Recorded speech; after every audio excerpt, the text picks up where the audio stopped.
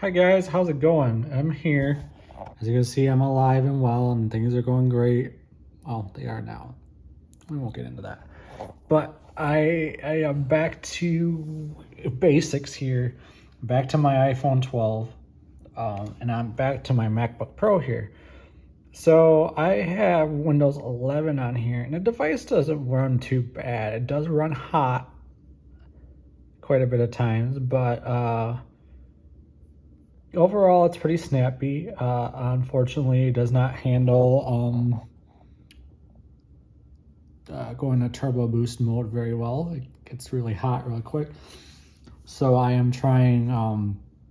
I watched a YouTuber, up and coming YouTuber, actually inspired me to kind of do this.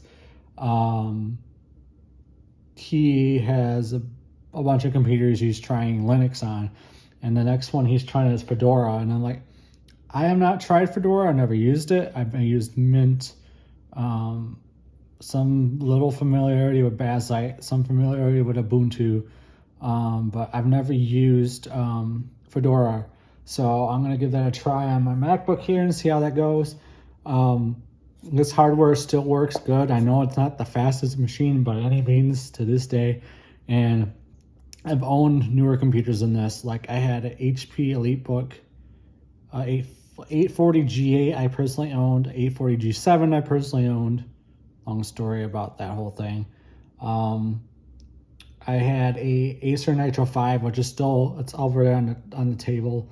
I've had a couple other 13-inch laptops and such that I've used, and they've been great and stuff, but I just keep coming back to my MacBook. And you know me, guys, I hate letting stuff sit. If it still has a purpose and still is useful, I like to incorporate it into my day-to-day life as much as I possible.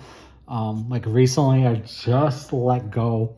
I upgraded my iPad 2 to an iPad A16. I don't even know if I made a YouTube video on that device yet, but I have one now. I own it and I've been using it. It's been great. Um, I have a Kindle Fire 7 that I gave to my husband. I think it's from 2021 or 2. Also a great device. I know it's not any speed machine and stuff, but it's great for reading ebooks and stuff. And it's purposely slow so you can't really get like frustrated with not reading on it, because it's a reader device and that's what it's built for. It's not built for gaming or any of that kind of stuff. So anyway, I figured I'd make a quick little video here. We're gonna try doing Fedora on here. I have my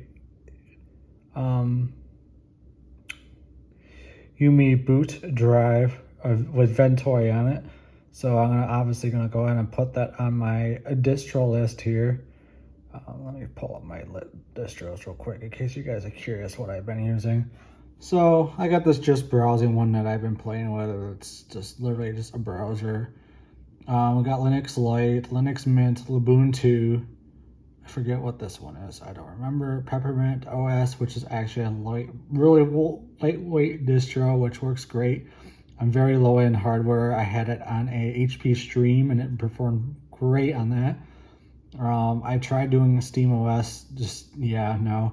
Ubuntu and then Zorin. So I've used these quite a bit and played around with them, and it's been great. Obviously, this Ubuntu one's like one of my OG ones.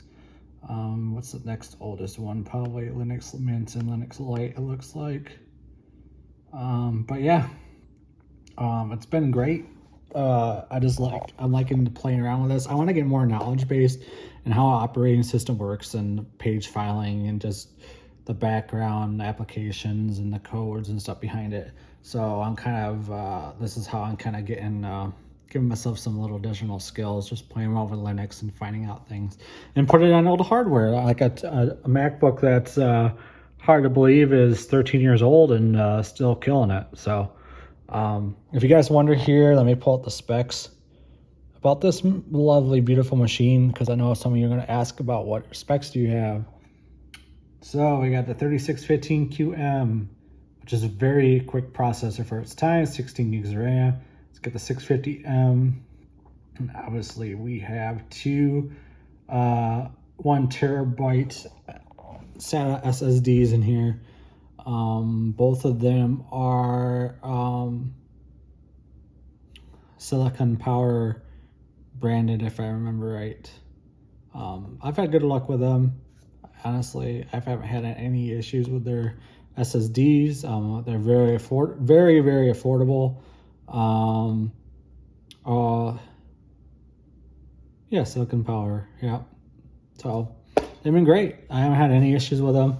I did have a Munchkin Kronos back from like 2012 that died on me. That was the first SSD I ever had die on me completely, and that's because I kept it full all the time. But that was on me. It's not on the device. But anyway, I got plenty of storage to play around with. And it's gonna be fun. So anyway, guys, take care. Thanks for watching all the time. Really appreciate all of you that stuck around all this craziness of life.